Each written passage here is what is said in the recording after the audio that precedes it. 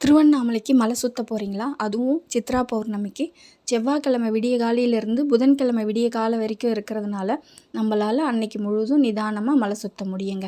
அந்த மாதிரி மலை சுற்றுறவங்க குழந்தைகளையும் முதியோர்களையும் கூட்டிகிட்டு வரீங்க அப்படின்னா ரொம்பவே ஜாக்கிரதையாக இருக்கணும். ஏன்னா பல மடங்கு வரும். பல மடங்குன்னா லட்சோப லட்ச கணக்கில் இந்த சித்ரா பௌர்ணமிக்கு ரஷ் வருங்க.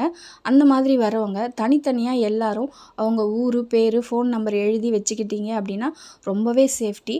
ஃப்ரெண்ட்ஸுங்க குழுவாக வரவங்க பகுதியாக பிரிஞ்சிட்டிங்க அப்படின்னா பயப்பட வேணாம். அங்கே இருக்க வாலண்டியர்ஸ் கிட்ட போலீஸ் கிட்ட சொன்னீங்க அப்படின்னா மைக்கில் அனௌன்ஸ் பண்ணுவாங்க. பதட்டப்பட வேணாம். லக்கேஜை நீங்கள் ஜாக்கிரதையாக பார்த்துக்கணும். கொஞ்சம் குறைச்சலாக எடுத்துக்கிட்டிங்கன்னா மலை சுற்ற போகிறதுக்கு ரொம்பவே ஈஸியாக இருக்கும்.